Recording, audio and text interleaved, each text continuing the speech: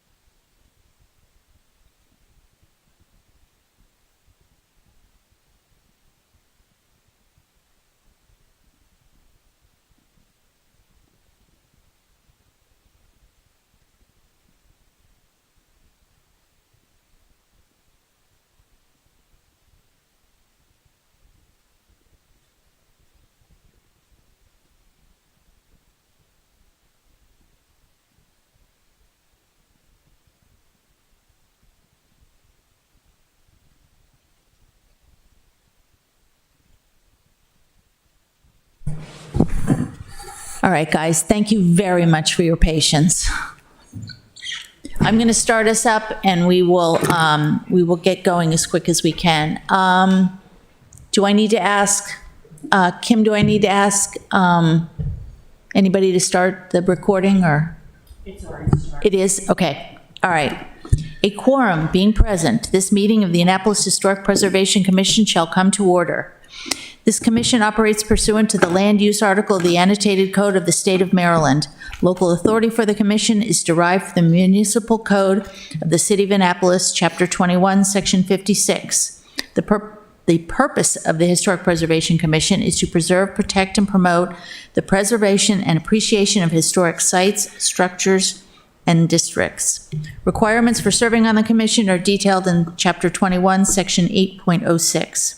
The HPC operates pursuant to the State of Maryland 1977 Open Meetings Act, and therefore no pending application shall be discussed between or amongst commissioners outside of the public hearing to determine the disposition of the application.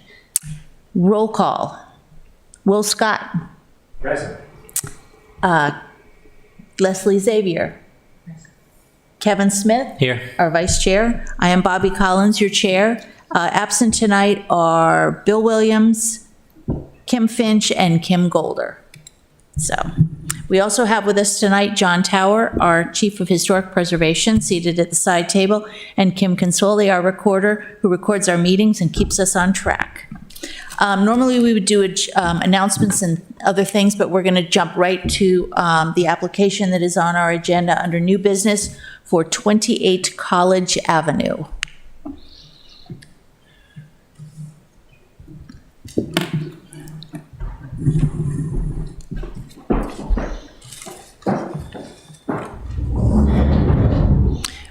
We have talked to your group in either in part or all of you a couple of times before. We've done a couple of pre-apps with you, and thank you. Actually, I'll share with you, Kevin, that way. Oh, you have another? Okay, I wasn't sure. Thank you.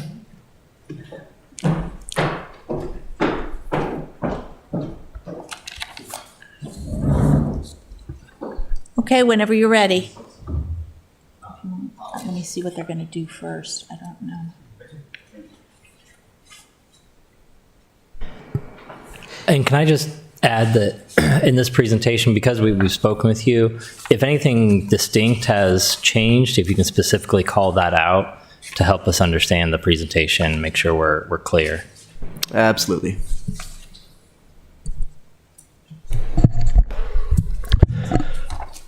All right. Well, thank you for your consideration of the application for 28 College Avenue. My name is Cody Monroe. I'm the applicant for the project. I'm joined this evening by George Roberts, the Assistant General Manager at Bohan Contracting and the project manager for this project, as well as Jamie Espinoza, the president of Bohan Contracting. I always look forward to these conversations because they're an opportunity to explore the staff report for this project in detail to discuss where the report is getting it right and where the report can be potentially improved. I think these conversations contribute towards promoting a healthy, objective, and professional HPC body. Spoiler alert, I am going to come to some different conclusions than those outlined in the staff report, but that's okay because it is entirely possible for well-intentioned individuals to come to diverging conclusions on matters such as these. To aid in this discussion, I have provided each member of the commission a folder containing the following materials. First is the HPC staff report for this application, 28 College Avenue. Second is the HPC staff report for 248 Prince George Street, which is a similar application which was approved by this commission. And the third is the Secretary of the Interior Standards for the Treatment of Historic Properties, page 101, which concerns rooftop alterations and additions. To briefly reintroduce this project, this application for a minor rooftop alteration is to achieve two primary goals. The first is to provide placement and access for air conditioning condensers to service a structure that has never been air conditioned before. And the second is to allow the property owner to maintain the roof of the structure. As debris continuously collects on the roof, water dams behind the debris and infiltrates the structure of the building.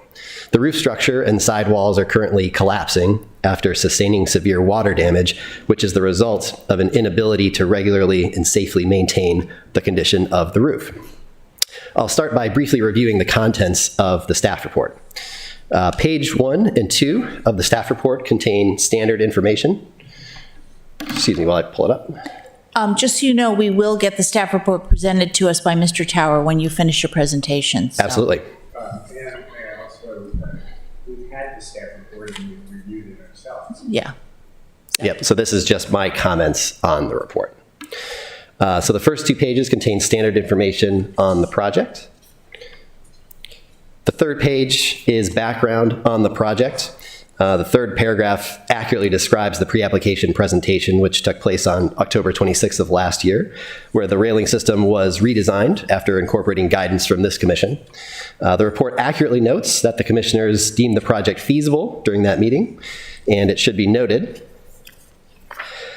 that the proposed design is a near copy of the rooftop railing this commission approved for use at 248 Prince George Street in February of 2022. Page 3 also contains a photo of the magnolia tree and a note that the tree had been heavily trimmed. It's funny looking at this photo because even though this was trimmed just a few months ago, this tree has now fully overtaken the top of 28 College Avenue once again and has actually grown past the property and is now atop the structure at 24 College Avenue as well. On page 4, it's noted that the Director of Planning and Zoning certified the zoning compliance and the Building Department reviewed and approved the design. I note this because for this Commission's awareness, the reason the Building Department approved the design is because the railing is 3 feet in height, which is the minimum safe height to be approved by the Building Department. At the bottom of page 4, under public comment, it is noted that there was 1 written comment received, which I have a copy of, and there was 1 phone call received.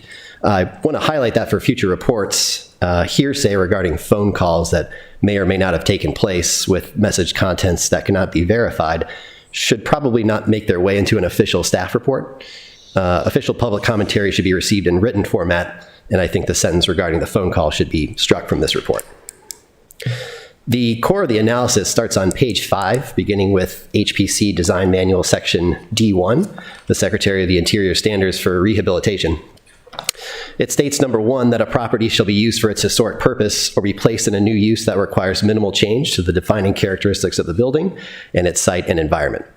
This application accomplishes these objectives because the proposed change is minimal and defining characteristics of the building are not altered in any way.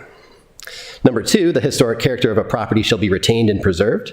The removal of historic materials or alteration of features and spaces that characterize a property shall be avoided. This application accomplishes these objectives because historic materials are not being removed.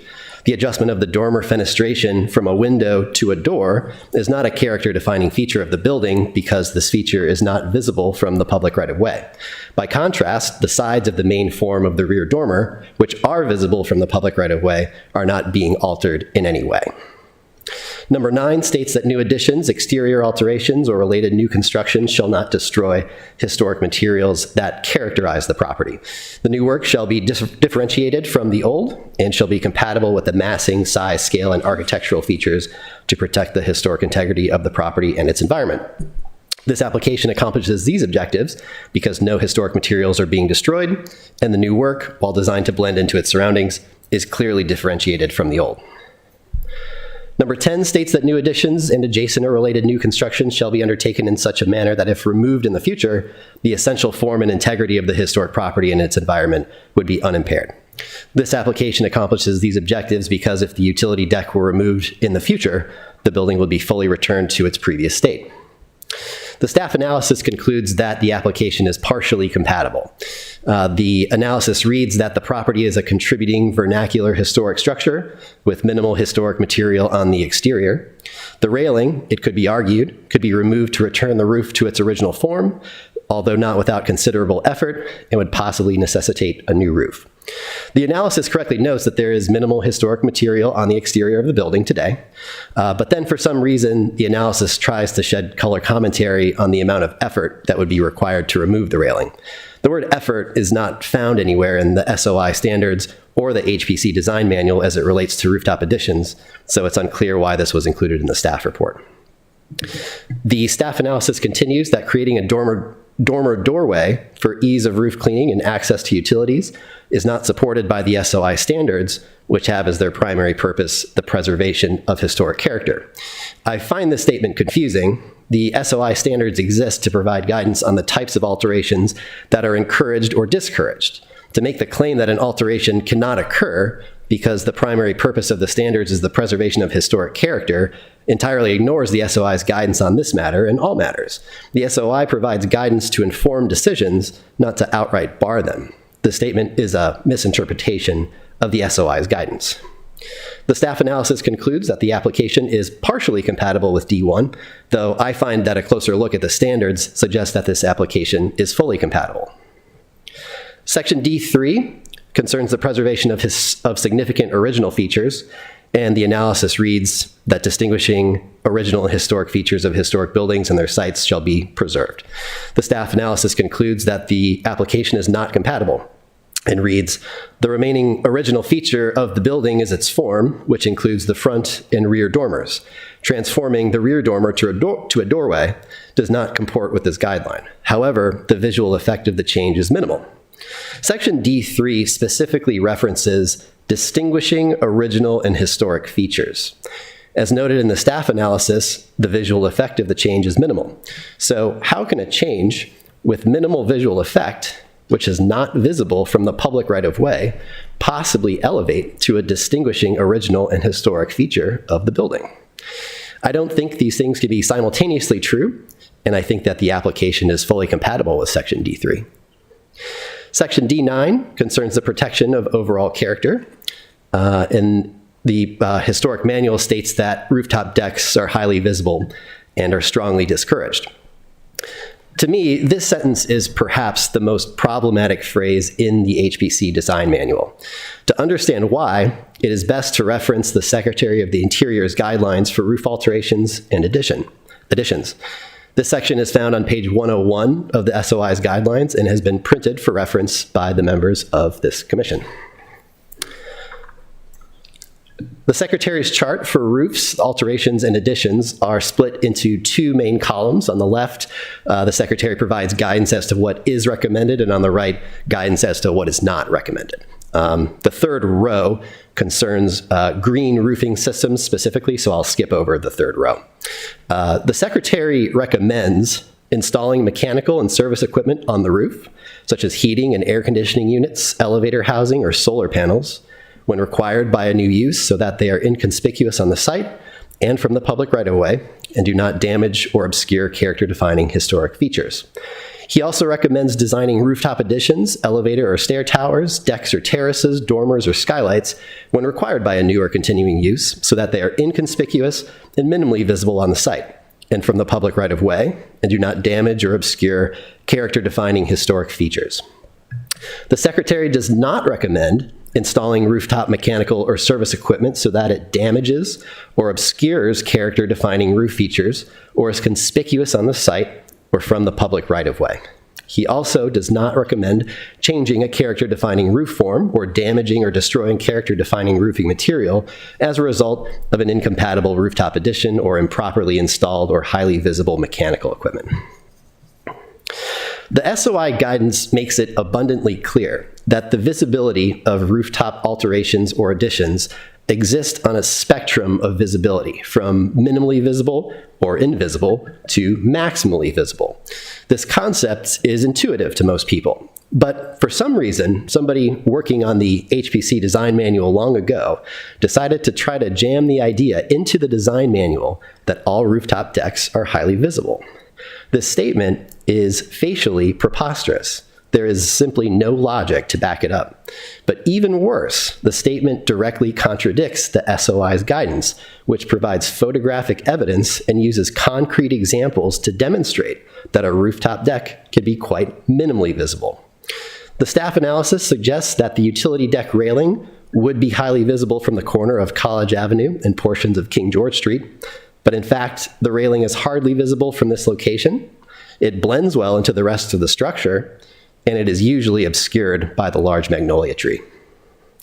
As a very quick aside, because I see that it is on tonight's agenda to discuss potential updates to the design manual, I might offer an unsolicited suggestion. I think that the thorny guidance surrounding rooftop additions can be easily remedied by removing the current phraseology from section D9 and simply replacing it with phrasing that more or less says, applications for alterations or additions to rooftops will be evaluated using the Secretary of the Interior standards for the treatment of historic properties. This simple update would provide the members of this commission the latitude to objectively evaluate future applications based on their merits. Applications that are minimally visible could largely be approved, and applications that are maximally visible could largely be denied. The final section, D11, concerns dormers and states that historic dormers shall be preserved. The staff analysis writes that the modification of a dormer for access to utilities and for maintenance does not meet the threshold of necessity to require that guidelines be subordinated to the stated purpose of the proposed modification.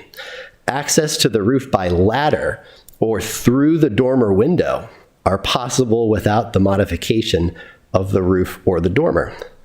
Rather than subjecting this commission to more of my analysis, I'll simply invite you to participate in a quick poll. Please raise your hand if you would personally feel comfortable directing a member of your family to scale a 30-foot ladder once per week, or directing them to climb out of a dormer window onto a slippery, sloped roof with no safety rails to continuously sweep debris off of your roof.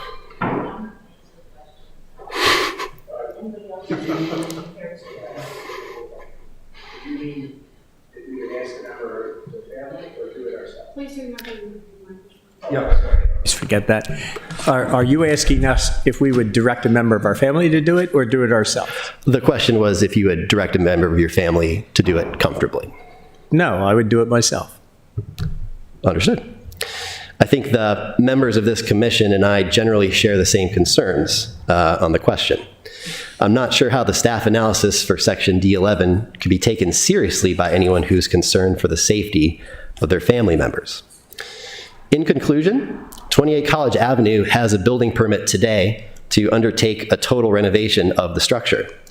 But since these chronic water intrusion issues have been identified, I have directed Bohan to stop work at this location until it becomes clear if this building will be afforded the opportunity to be safely maintained going forward. It's unclear to me how anyone could justify investing significant resources into repairing this structure if the structure is only doomed to fall into disrepair once again due to the inability to exercise routine maintenance that can be carried out safely. In summary, the application for 28 College Avenue is a request for a minor alteration to the structure and one that is minimally visible from the public right-of-way. The design of the railing is tasteful and it blends in naturally with the rest of the structure. And it will bring the home up to a modern standard of comfort by introducing air conditioning to the building for the first time. A vote in favor of this minor rooftop addition is a vote in favor of historic preservation. This is a common sense improvement to the structure that members of this commission can confidently vote in favor of. Thank you. I'll now turn it over to George Roberts, who is going to lead us through the PowerPoint presentation. Thank you for the introduction. So I know you guys have likely seen this multiple times at this point through the multiple reschedulings we've had, so we'll go through it pretty quick.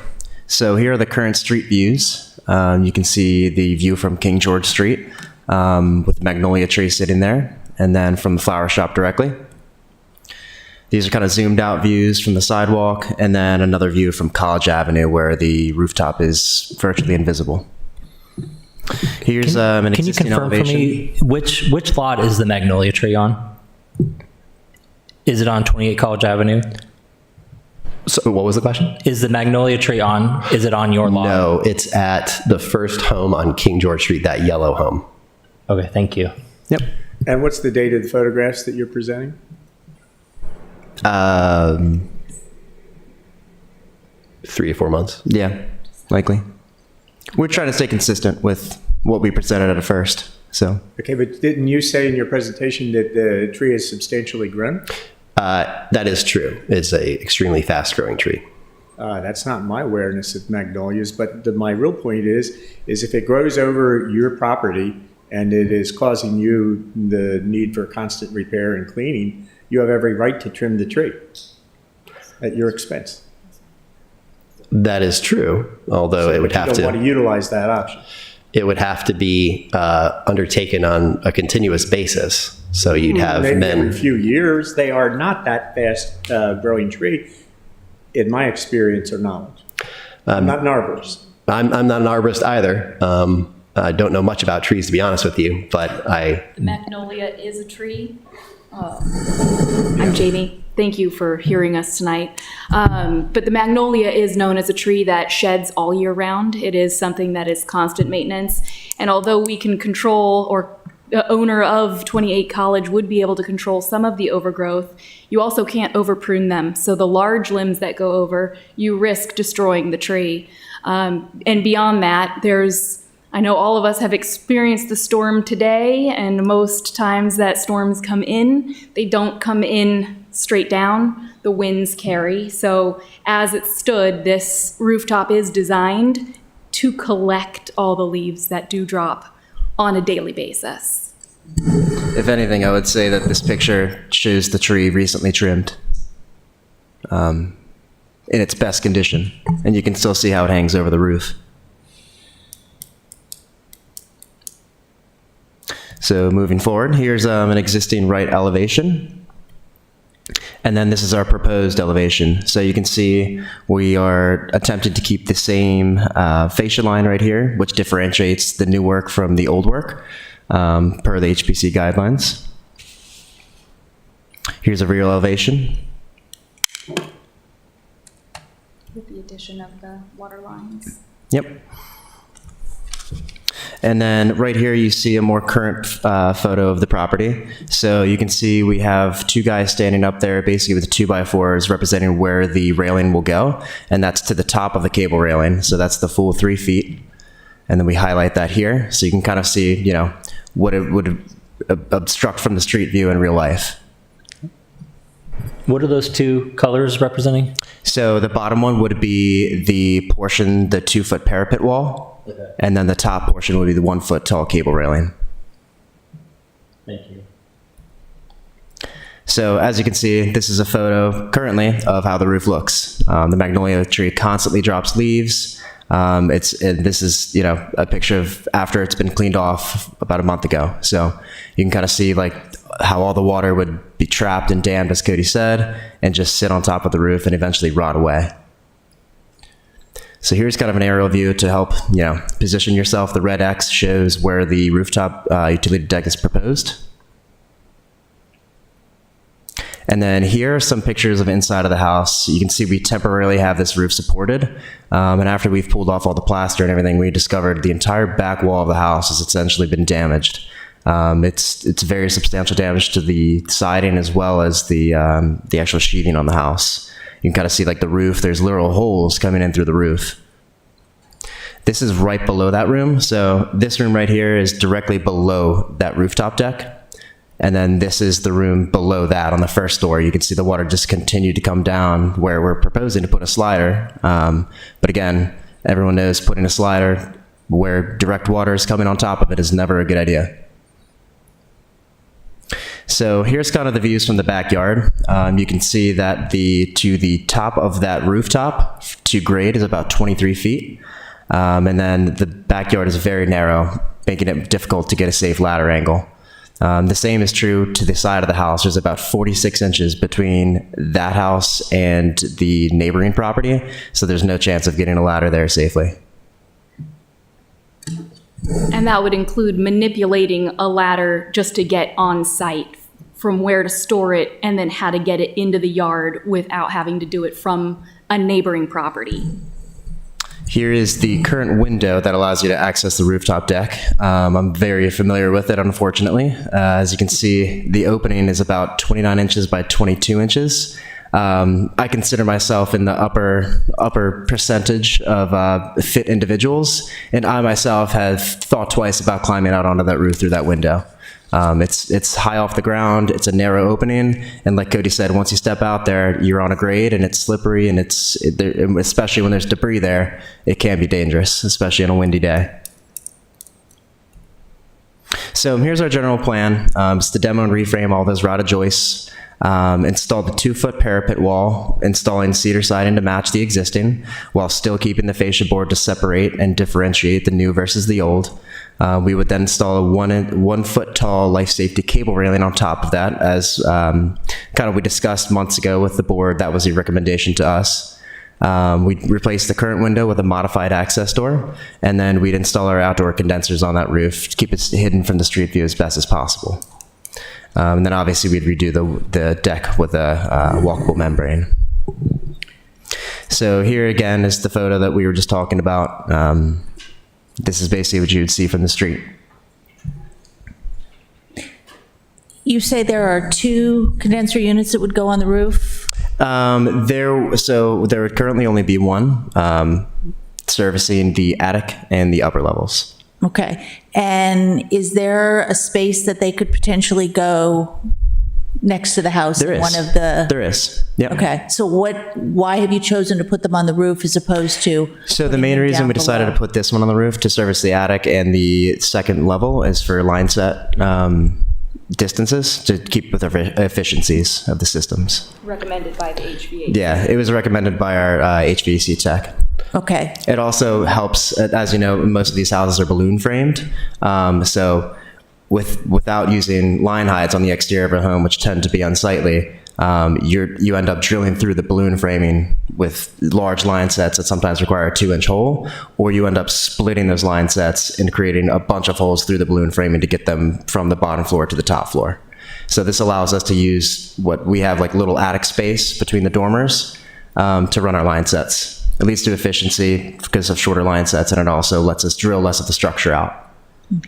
Kevin, did There you was see a that? alternative approach that we presented to Mr. Tower, where those condenser units could potentially be hung on the side of the house, this side that we're currently looking at. The reason, the initial idea was to place them on the top of the roof was because the condenser would be on the side of the house we're looking at. So as you look at the structure from the other side, from King George Street, you wouldn't be able to see the condenser. It would be totally obscured. Now, if you hung it on this side of the property, kind of on the same elevation as that lower window probably, you would be able to see the condenser unit as you were walking down College Avenue. You'd see it briefly as you walked past 28 College towards 24 College. You'd see the side of the relatively narrow condenser unit. So that is another approach we could take to it. It is a little bit more visible to do it that way, but not that much. And here's what he's talking about. So this would be the alternative location.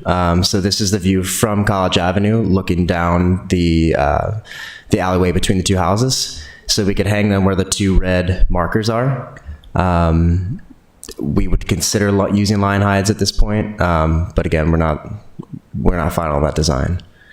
So this is kind of the aerial view of where we could hang the 2 condenser units. And again, I know we did have a public comment that came in that was kind of concerned about the noise coming from these outdoor units, which we also want to take that into consideration as well. We all live in Annapolis. We all want to make sure all the neighbors are happy, as well as staying within the historical guidelines. So as you can see, we kind of looked up the specs on the outdoor condenser units. It's about 55 decibels, between 52 and 56, depending whether it's heating or cooling, which is equivalent to about a refrigerator of these days. So it's virtually, I can't see you hearing it from another property.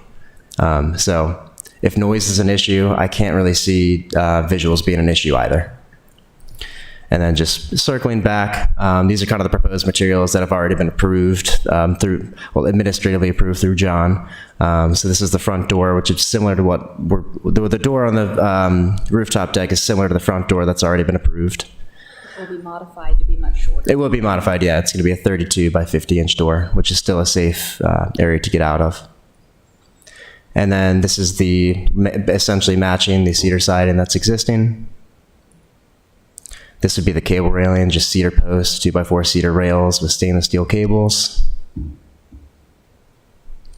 This would be the exterior unit. And then the walkable membrane.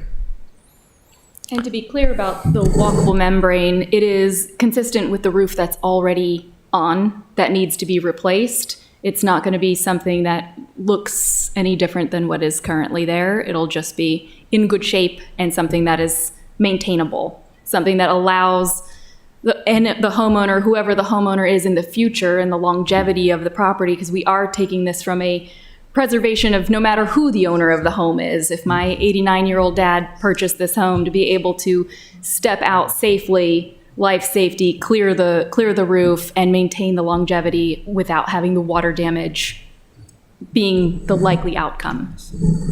So in conclusion, we are in the middle of undertaking a huge project at this house, and it would be extremely unfortunate to end this project and still have this problem weighing on the homeowner. So in conclusion, we think this is a necessity for the property, like long-term. And if there is a worry with HVAC units, we have a viable solution to relocate them. And this is also very similar to the project at 248 Prince George. So thank you for your time. John, would you like to present the staff report? So, Cody, very interesting and nice to listen to. And you will have an opportunity to bring these things up when the guidelines are considered for revision. You know, there will be public input. So I appreciate that. I have looked at this from the perspective of trying to maintain as much of the form of the building as possible. Changing a window to a door, I do see it as a nice way to get on your roof, but with it comes another feature, and that's the visual impact on the street. The other thing is that I have a public comment, which I also have to honor here. As odious as it may seem when you're trying to achieve something, other comments of neighbors are important.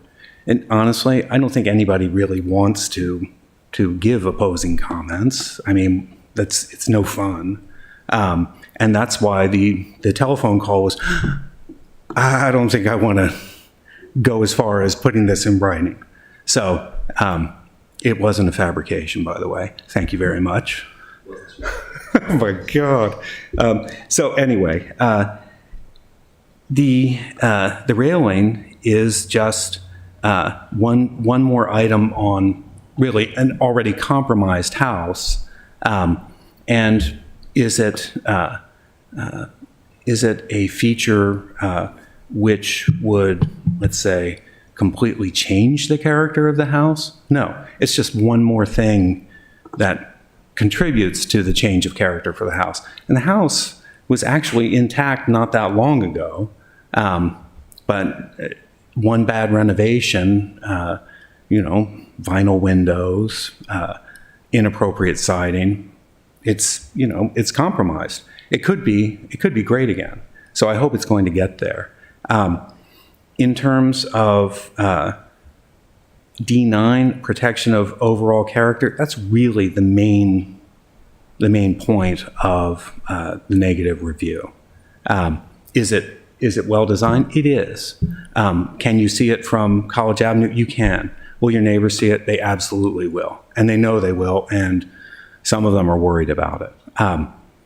I did have a conversation with George when I was there looking at the project about putting the condensers on the side of the building. Of course, I would favor that. I would favor that over the rooftop.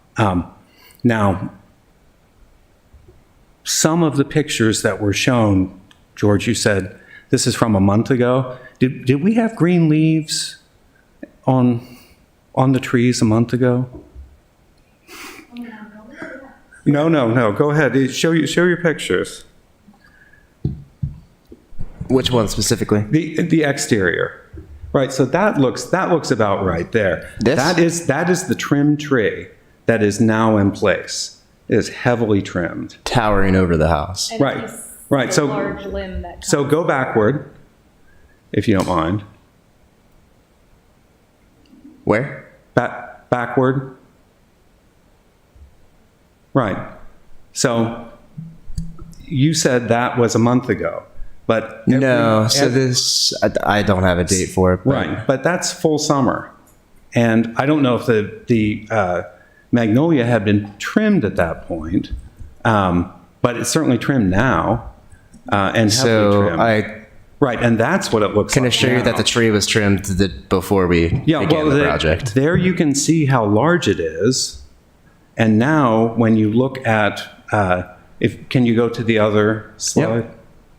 Right, and now you can see what it looks like. And that was just an aerial shot. You know as well as I do, we can't fly a drone that close to the Naval Academy. Well, no, that's fine. I'm just saying that the tree is substantially smaller. However, this picture, these two pictures were taken less than a week ago. Right. They're very similar to the one that I included in the Yep. staff report. Yep. And you can see, you know, you were there that day, and I was snapping. Yep. Was snapping the picture. Yep. So, can you go back to the street view, the red Absolutely. and blue lines? These are old. These are consistent with our original presentation. Oh no, I meant the red and blue line. Oh, this one. Right. Yep. Right.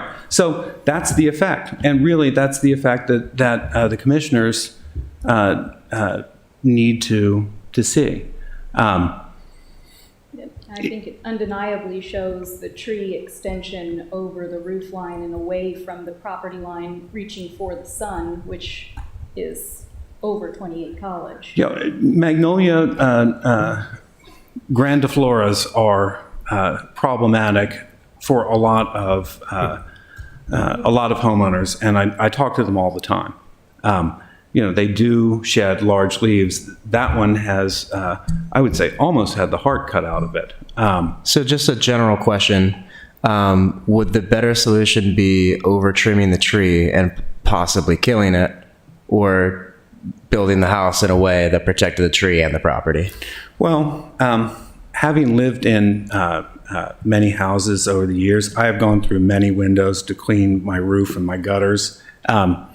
So, I mean, it's pretty common practice to have, let's say, the ease of going through a door would be awfully nice. The problem is that you know, that's not always going to be the case. In that would be an approved change within the historic district to facilitate maintenance.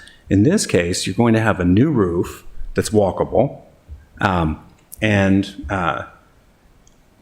Which walkable means that the framing supports below are in place, that if somebody of any size carries weight is not going to fall through to the ceiling below. The EPDM roof that is currently on the house is technically a walkable membrane to get out there as well. It's just not structurally safe because it's been rotted out by years of debris consistently being on there. I can appreciate, as I do the same, I go out onto my gutters and clean them at fall. It's usually once a year to do that. There is no way this property could be maintained on a semi-annual or annual basis of cleaning that space. It will be a constant, continual maintenance issue as that deck, the current flat rooftop that is there, is collecting all of it constantly. As you saw, it's enough that it actually is growing grass out of it.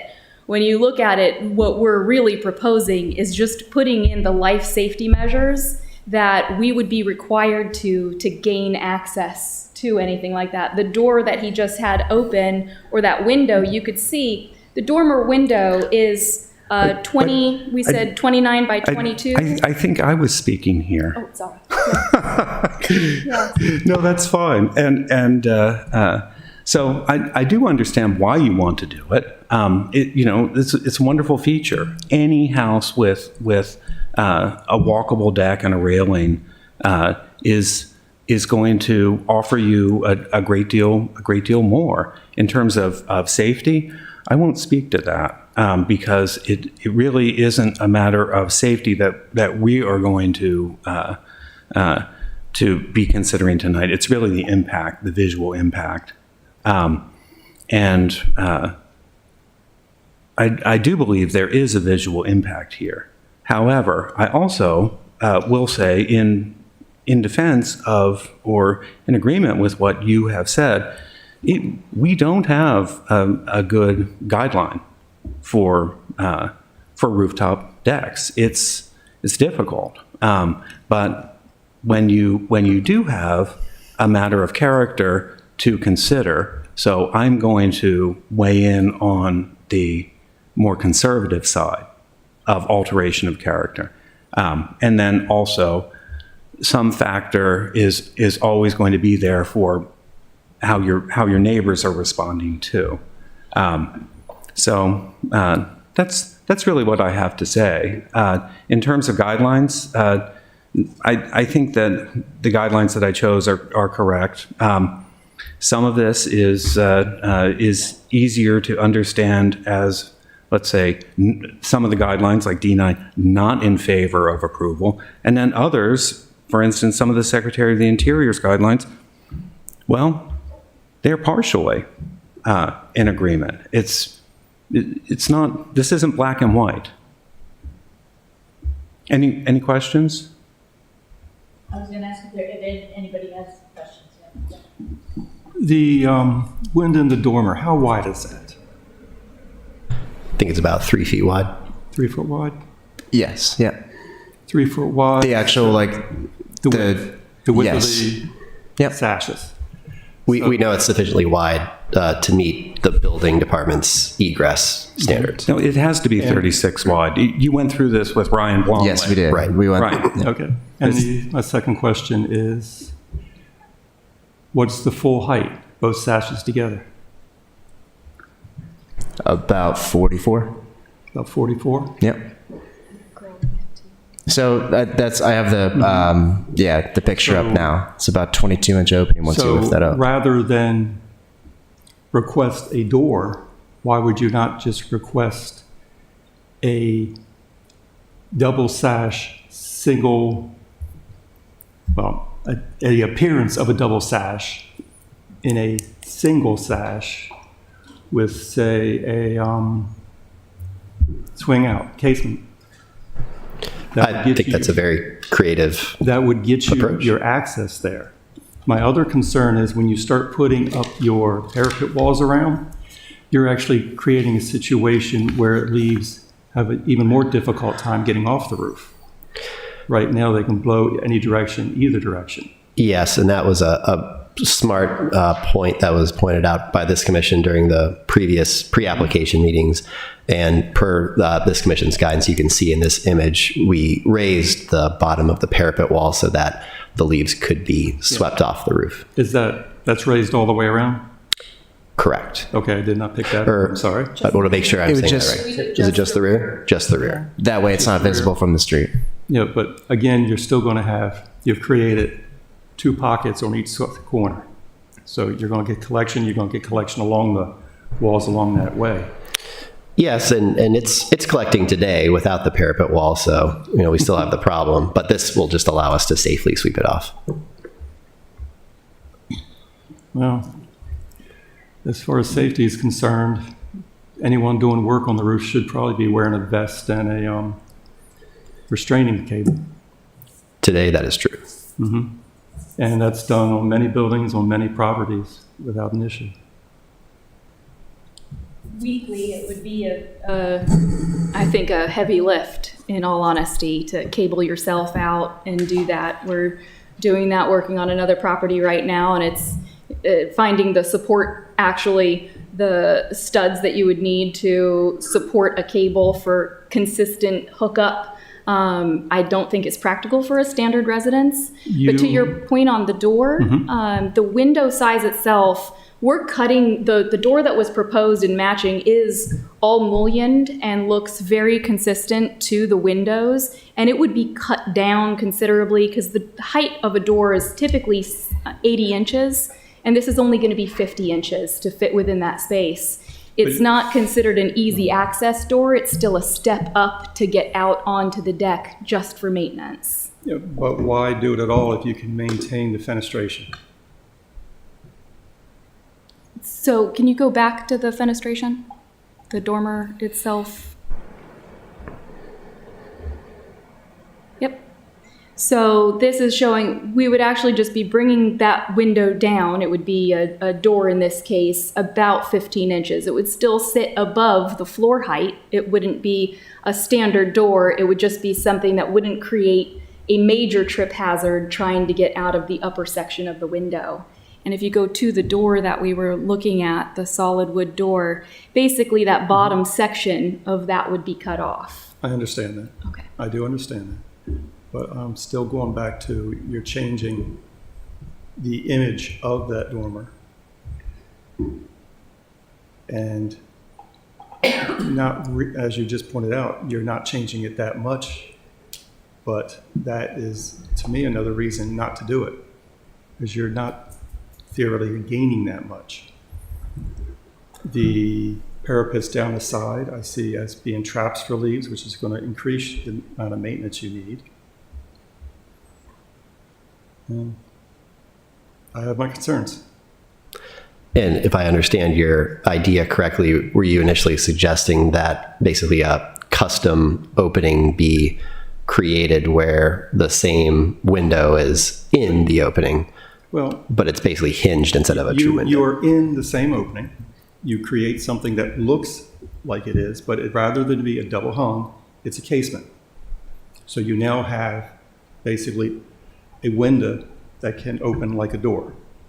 That gives you your clear passage through. Is that something that Bohan could reasonably create? That is Absolutely. something we could reasonably create. If that's something that you would like to propose, I don't know how it would go over, but it might be considered. But I don't see a need to create a larger opening if you can get that type of opening, just for ease of access. I think we can consider that approach. I do. We absolutely can, yeah. Especially with having still the safety guards for getting out in case there is a trip. Right. Thank you for that input. Okay.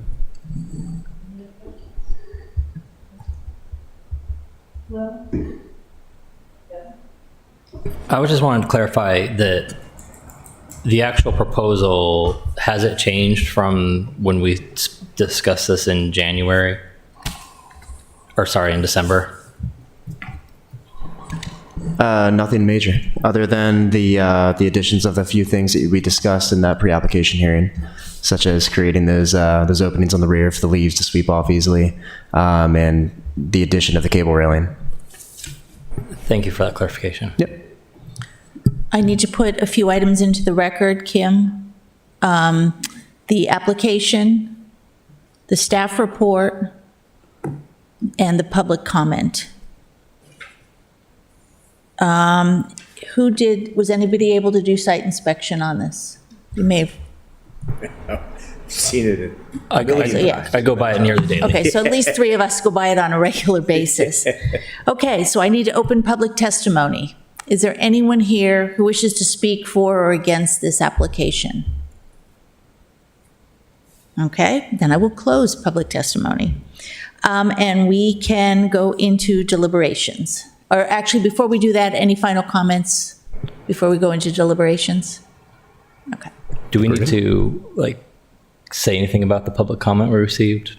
Or is it in the record now that It's in the record. Do we need to read it, Kim, do you think, or no? Okay, no, it's in the we've all seen. Has everyone had a chance to take a look at it? Okay. All right. So then we've closed public testimony, we're going into deliberation, and I will actually start tonight. Normally I don't, but I appreciate everything that's been said tonight. We don't normally have applicants who are quite so frank, and I'm not quite sure how I feel about that, but we'll leave it at that. I know this is an important project for you, and I know you feel very strongly about it. We base our opinions and decisions on many things, most of them in the guideline book and in the Secretary of the Interior standards. We do our best to get it right, and sometimes people agree with our decisions and sometimes they don't. The things that give me pause are, one, the condensers, which whether or not you can hear them, I can't speak to that, but I would like to see them off the roof, because I feel like putting condensers on that roof that is so highly visible from the corner of College and King George, that is problematic, because it greatly impacts the viewscape from the street, from the adjacent streets, from the corners, and also from all your neighbors' houses. I can't speak to who can see what from what bedroom windows and things like that, but there is an impact on the viewscape. So I personally have a hard time with the condensers on the roof. The tree, I can't speak to how much leaves a magnolia drops. I have a lot of them in my neighborhood. I know they drop leaves, but I can't speak to how many that is. I can tell you that I have a house that does get a lot of leaves on it. I have a cordless leaf blower. I stick it out the window and I blow everything off the roof. That's my personal solution. I'm not suggesting that for you. I'm simply stating that to say that there are many creative solutions that are possible for getting leaves off roofs. And for me personally, building a rooftop deck to keep leaves off a roof doesn't work for me. It's too much change for too little benefit. I understand the challenges that are faced for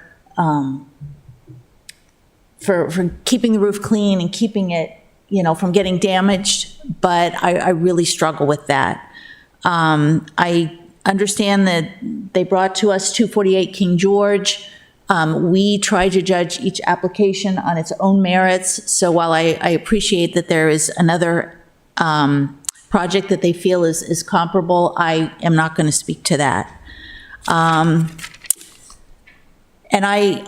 to me, just the line that really speaks to the most of it is that rooftop decks are highly visible and are strongly discouraged. That's really the piece that does it for me.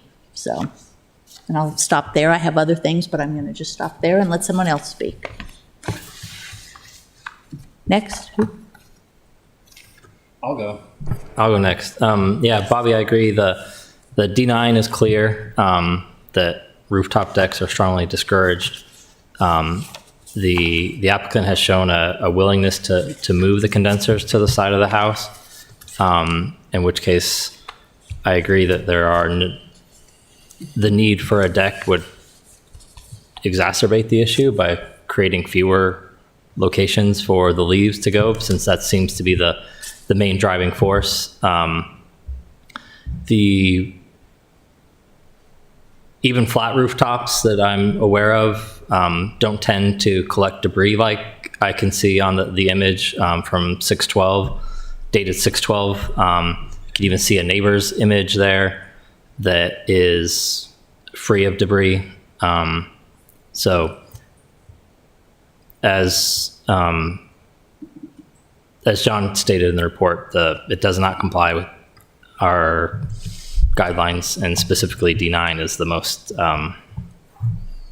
clear guideline that it does not comply with, and that's going to be an issue with. I would not deem this feasible based on that. So just flat out, it sets a precedence. And so, once you open that door, you can't shut. And so I just disagree with the opportunity to stop. You need to turn on your mic. Oh, sorry. Excuse me. So, just to be clear, it sets a precedence. And so, I understand the beauty of the idea and what a wonderful thing it is, but before we know it, it's just opening the door to so much more. So that's it.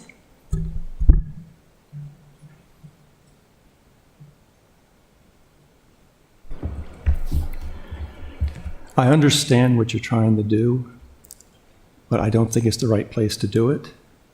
Just because, if nothing else, the visible side from College Avenue and King George Street. So I don't think I can support that. I think you have an option, as I stated, with your access using a different type window situation. And as was stated, that there are other ways of cleaning it. I know a blower will work, brooms will work. And I have experienced with spaces similar to that many times. So I understand the feelings of being out there and doing stuff like that. But I just have difficulties with it.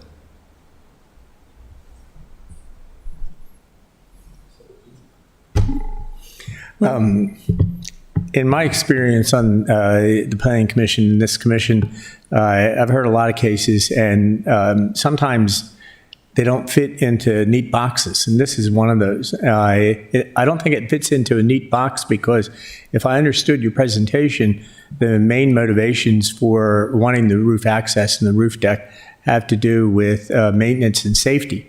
Those really aren't things that the HBC is given purview over. So since we're not really given any direction or authority in that regard, I have to go back to things like the guidelines and the Secretary of the Interior's guidelines and to the staff's guidance. And in this case, I think in the end, it really doesn't seem like a singularly large matter. But our guidelines advise against rooftop decks, and I think you can reposition the condensers and should. That would benefit everyone, I think. And I think I'm just going to have to go along with my fellow commissioners tonight and the staff's recommendation. I don't see making the change is necessary. That's it.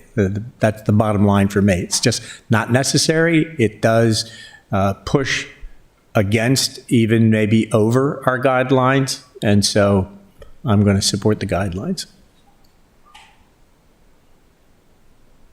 Okay, any more comments or thing? Okay. Yeah, I have a comment or question with John. The condensers if they were placed on the side of the house would make it an administratively approvable project. But if we were to deny the current application, would that challenge their ability to have a administrative approval for something? No. Sorry. No, and it's a common request, and so is the modification of a double hung window in a dormer to become a casement window for access or egress to a roof. So you're saying both are administratively approvable. the condensers on the side of the house would be approvable as an administrative, even with the line sets and potentially concealing them and et cetera. Yes. And then you're saying also the windows, the dormer window, changing the window from a double hung to a casement window is also an administratively approvable aspect. It doesn't come up a lot, but it has been approved administratively in the past. And I think it said in the report that the actual windows are not, have been replaced at some point, and the actual windows are not historic. Is that accurate? They are flat bar vinyl separation. They have no redeeming qualities. True. I don't know if the vinyl manufacturers agree with that. You could do Luckily, they so don't much come more with here. vinyl than is done with vinyl. I know. And John, can you just clarify because the 3 where I live, we did put condensers outside, and that was part of our approval. And the 2 houses on either side of us added condensers administratively. So can you clarify can you just define why the condensers are approvable administratively? Why they are? Yes. Because it just doesn't rise to the level of requiring a public hearing approval, as yours were part of your presentation. But if there's a more limited approval being sought, or if there's already an approval in place, which is true for this property, then it usually follows as a revision. It is also common to not have the placement of those units chosen at the beginning of a project. It's unusual to actually see, as we've seen many, many times, to see the mechanicals in early iterations of any plan. Take 110 Compromise Street as an example. Okay, so just so I can just summarize for myself. So you're saying because the condensers would be approvable administratively because it's a minor aspect. It's say out of the, it's not highly visible. Well, when they are, I try to work with the applicant to make them less visible. Okay. And sometimes, for instance, the one on King George Street next to the Sands House, I worked with them for months until we got what was the least intrusive design. Okay. Thank you for clarifying that. Okay. So we need to call a vote. I think we are all in agreement. So this will be an unusual motion.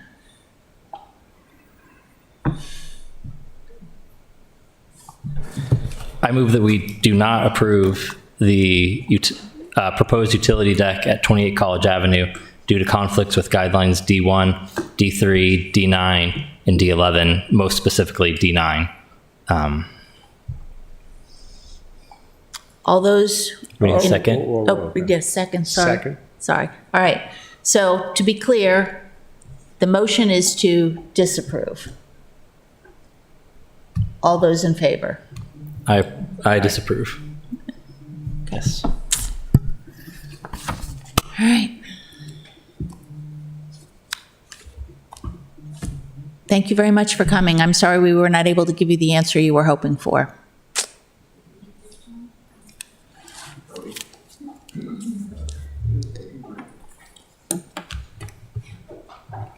Okay, on to our next agenda item, announcements.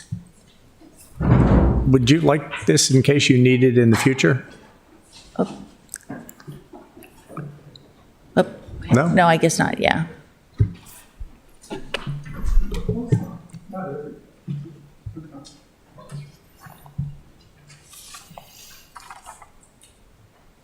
John, announcements?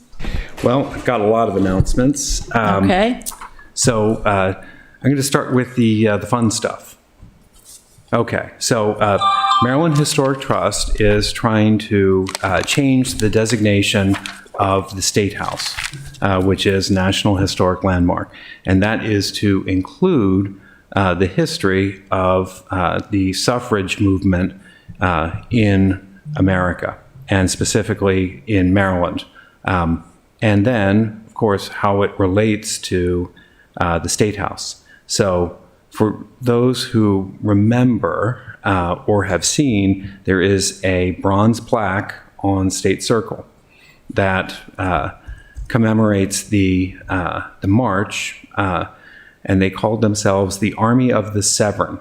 And in January of, I believe it was 1920, is that wrong? That's wrong, 1908, a large group of suffragettes marched from Baltimore to Annapolis over, I think it was 2 days. The point of all of this is eventually women got the right to vote, although Maryland really dragged its feet. And so now they would like to include that as part of the history of the State House and its designation. So getting to the important point for this commission, the reading's very interesting, but it's probably going to take a vote from this commission because you are the CLG. We have no jurisdiction with regard to the State House because it's state property. However, MHT is requiring a vote from the local certified local government, which is you. And that was my conversation this morning. It's going to be clarified, so it's likely to be an application because it has to be posted. And there has to be an opportunity for public comment in order for the designation to change. So I think you'll find it. I think you'll find the research that's been done very interesting. I certainly did, and it literally took centuries to go from point A to the vote. So that's one thing. Let me also say that we have a couple of projects coming back that have been previously approved by this commission.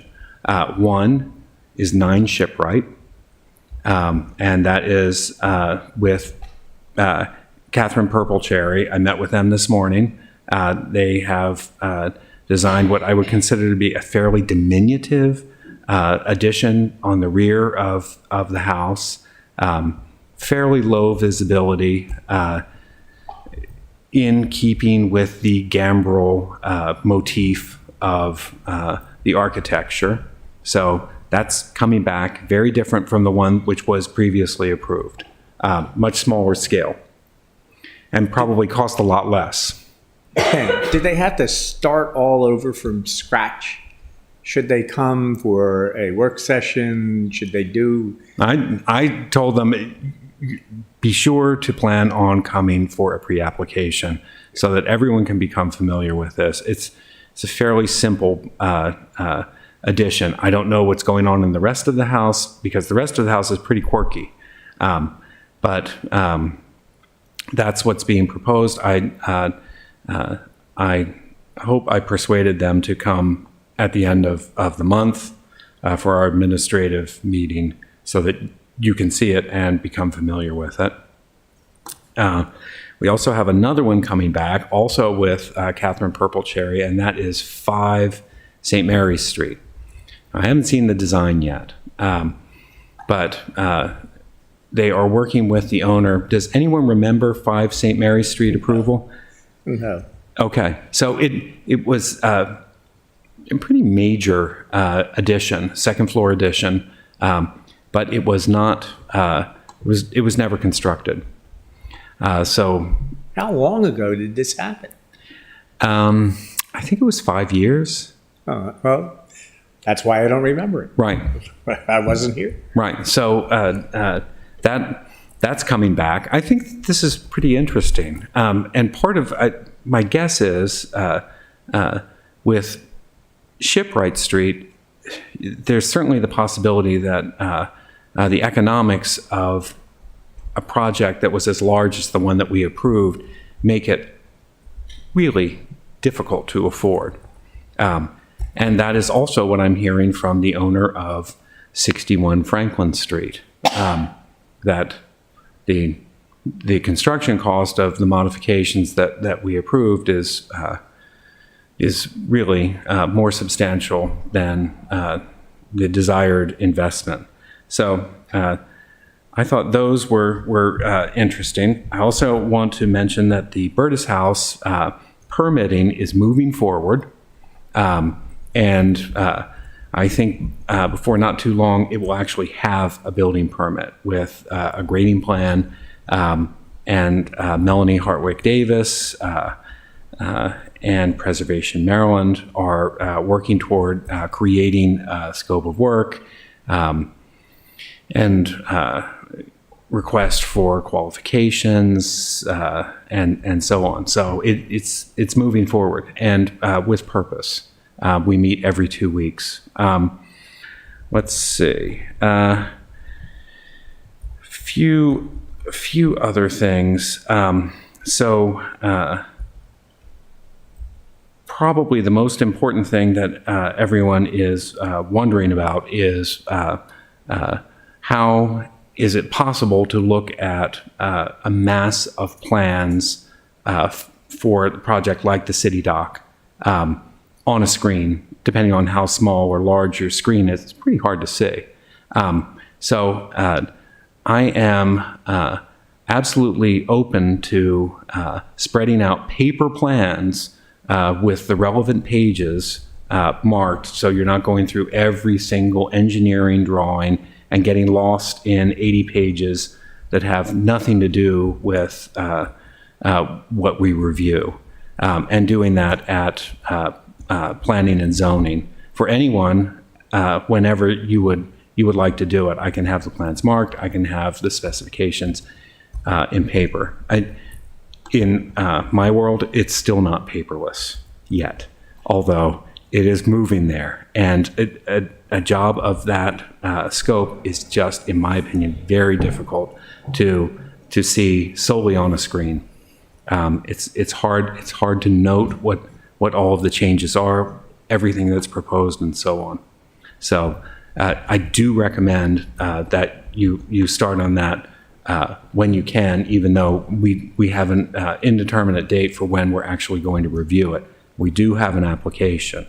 So the most I can do is just help with you looking at the application. I can't help with your interpretation, but I can certainly organize the information for you.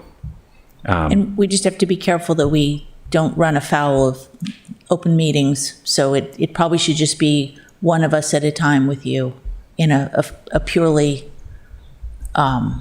educational as opposed to discussion. I'll have the plans marked and laid out. Okay. Yeah. You know, it's just massive. I think the plans probably weigh 10 pounds. It's a big fat roll of plans. Yeah. Just so I understand, this is a very generous offer on your part, and I think very necessary. But what you're saying is you'll look at this mass of material and you will in some way indicate to us this is under the guidelines and the authority of the HPC. Right. And you can kind of push all the rest out of your mind if you don't have room. I think the thing for me to do is to just create a list. Yeah. And you can flip through the drawings. It's a lot. It is a lot. There's pages and pages and pages of underground utilities that we have that's no what need to even look at. So if we can narrow the scope down to what we just need to be paying attention to, I think that's the first battle. Well, we might take months to review a small park. In this case, we're reviewing a series of parks. Yeah. Really, it's more than one. And then there are a lot of other visual aspects that haven't been reviewed previously, like the rising sea level mitigation. So all important factors. There's demolition to consider. So it's just a lot to familiarize yourself with. Thank you for that offer, John. That's really nice. Of course. And then that brings us to, if we want to, start considering talking about guidelines, or is there something else on the We've agenda? got some more stuff to do before we get to that All right. portion.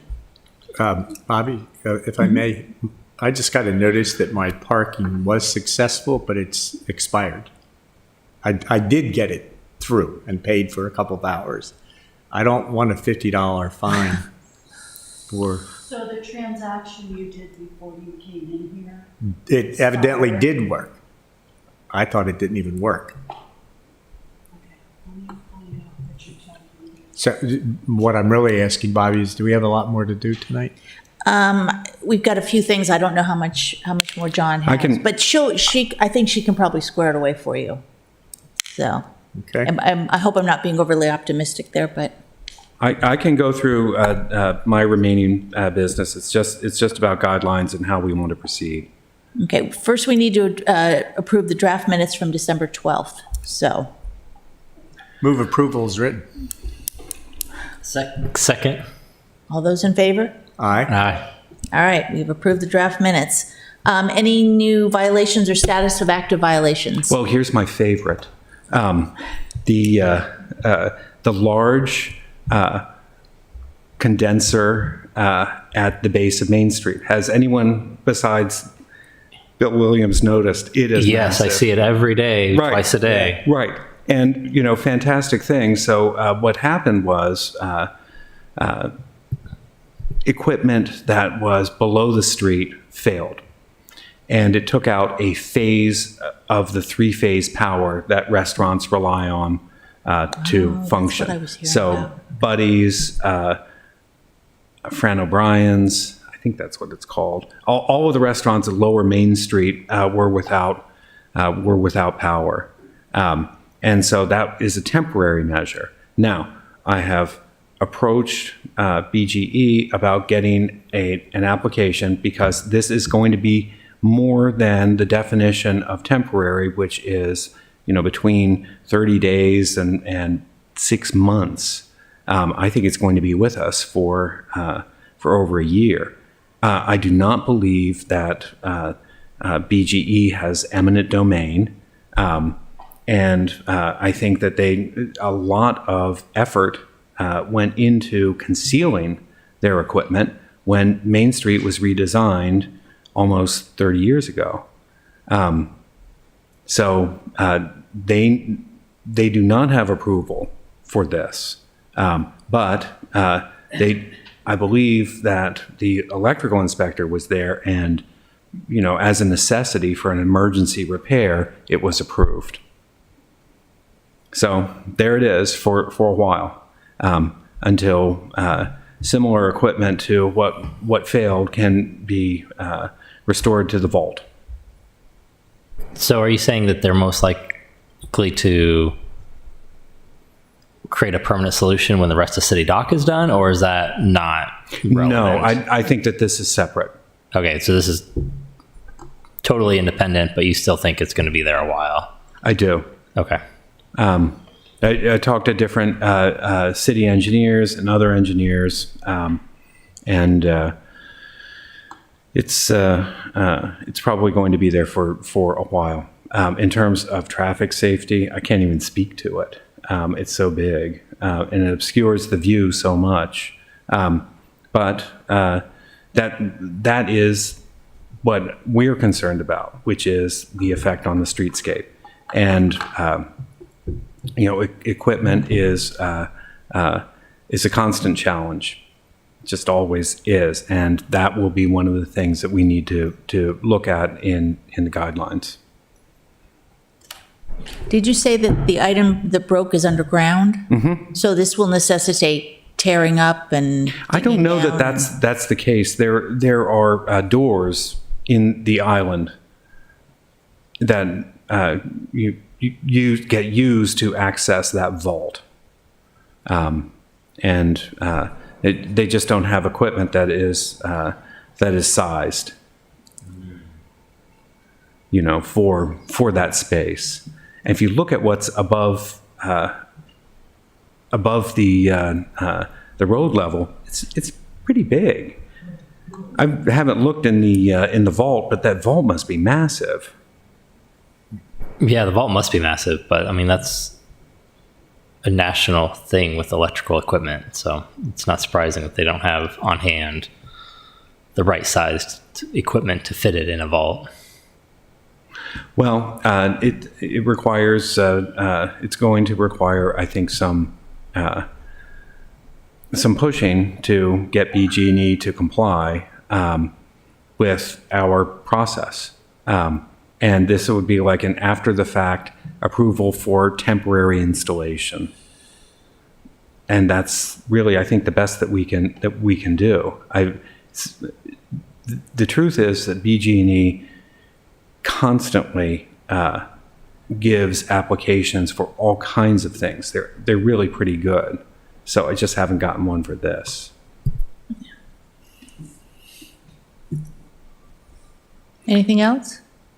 Well, that's the biggest. There are little minor things all over it, not even worth speaking of. Yes. On Northwest Street, on the parking lot for the visitors. Microphones. Oops.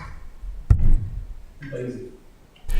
On Northwest Street, on the park, by the park, actually between Northwest Street and the parking lot of the visitor center. A couple weeks ago, maybe more or less, they installed 2 fairly large pieces of equipment to feed some electric car chargers. Mm-hmm. That is something we knew about, Something I knew about. Yes. and there's nothing we can do about those chunks, get them screened or anything? Interesting point. Well, possibly. We don't have. It depends. On certain days, we don't have adequate chargers. On other days, we do.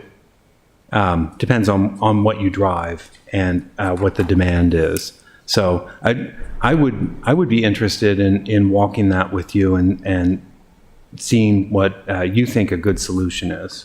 Well, Didn't we go over this once before? it's not so much the Or chargers. was that the pay machines for the, Well, we might have done both. yeah, I thought we had something that we had created to guide us. No? Well, I think it's coming up. I think Oh, the of course. necessity is coming up. Technology is constantly moving forward with new and No, I know we need to apparent. do it. I just thought Right. we'd already done it and was asking you if it wasn't something that could help you along. That's all. Anything else? I mean, I have sign violations. I have the private club that is interested in opening on Dock Street, but no, nothing major. Those are the biggest things. Okay. Let's see, then the only other thing is administrative business. Discussion on the design manual update. John, do you have any information on the grant that is sitting out there for us? So I requested, because time is marching on, and I have requested an extension. Now, this is the end of the year for a lot of CLG reviews. And so that's going on right now. I think when some of that paper clears off desks, then we'll get our response. I know that it is common to have extensions. It's also common to request them. The extensions for Maynard Burgess, I think, were over a decade. I don't think we want to do that. So what I wanted to talk about with, or at least start thinking about for the guidelines, is areas that we want to focus on, which I think are pretty obvious, because they come up for difficult deliberations or discussions frequently. One of them is rooftop decks, certainly outdoor lighting. I would love to have something that is as close to today's technology for equipment and what is possible within viewscapes because it's an onslaught. There are going to be more and more applications from competing interests for our skyline to create more antennas, larger equipment, and the question is, how would this commission like to tackle it? Do you want me to write drafts of particular items, and then you would edit those and we would have a discussion? Yes. We could do that administratively. Right, yes. Thank you. We would have a discussion, and then we would open it up to public comment, Right. which I think is really important. And certainly, there are different interests around the city that want to be involved. So, get your, no, I'm not going to say that. I'm going to say, Watch what you say. you know, just prepare for slings and arrows. And so I think the thing to start with that I've already begun drafting is outdoor lighting. Okay.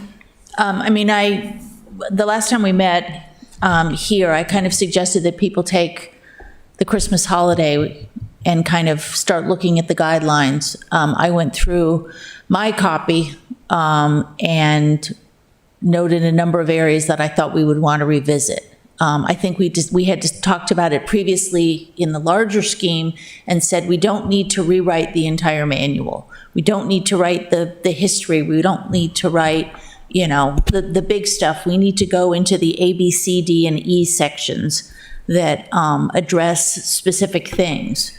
And so I'm kind of gonna, I'm not saying it's homework, but I would love to have people kind of take a look individually at things that they see the need for updates on so that we can get a variety of perspectives.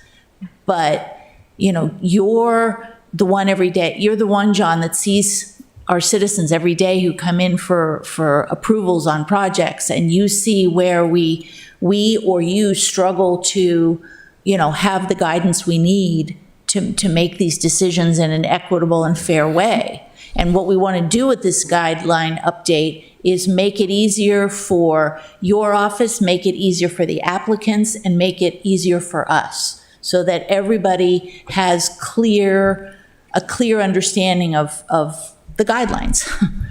Is the grant intended to supply funds to hire a consultant to draft these? Okay. Isn't the scope of work for that consultant, doesn't it include familiarizing us and themselves with the guidelines that are current for similar cities like Newport and other historic cities? I mean, St. Augustine. We have the same concerns that we've voiced repeatedly, and one of them, I think you keep emphasizing quite rightly. We don't need to reinvent the wheel. No. So shouldn't this consultant, their first duty, their first assignment be gather these together and present us with essentially a annotated review? I think we would run out of money very quickly. We would? Yeah, it's $20,000. So I'm just saying we can get a start on this. Really, that's it. Okay. Yeah. I mean, I think there's definitely value to benchmarking what other cities are doing. When I was in Charleston over the holidays, I went to their historic, what do they call it? The Historical Society, and looked at their guidelines. It was 4 pages, and it was nothing like what we have. It works for them, and they do great work down there, but it's not what we need here. Okay. You know, but as I said, there's definitely value to be gained from seeing what else is out there. It's going to be an interesting exercise, but ultimately we will have a consultant. Yeah. We just have to hire one. We John, also- will we be discussing this at the administrative meeting? I mean, it's only 9 days away. Yeah. And Well, I've started on the lighting already. great. So- And then Yeah. do you think we could have something to review for lighting specifically by then? We can just get started. I mean, Yeah. really, Yeah. it's part of it is ideas. Yeah, okay. You know, everyone here is a creative thinker, and you're all familiar with the historic district.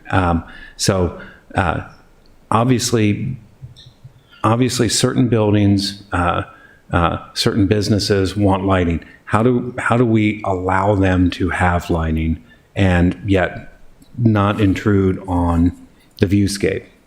Yeah, for sure. And then just kind of a corollary, right now, I don't think we have anything on the agenda for the administrative meeting. Is that accurate? Or I've I just think not seen it? think that I'm not 100% sure, but I think that 9 Shipwright is coming. Oh, great. Right. Okay. And Pre-app or app? pre-app. Oh, pre-app, okay, yeah. They want to submit. They want to go through the process as quickly as possible. Okay. That's what I was told today.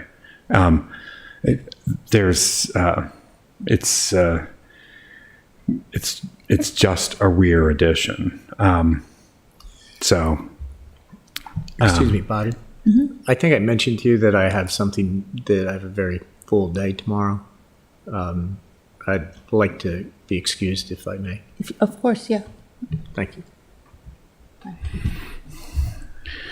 Bye, Will. I hope you don't have a $50 souvenir. Yeah. If you do, let us I'm gonna know. call the mayor. I know people in City Hall.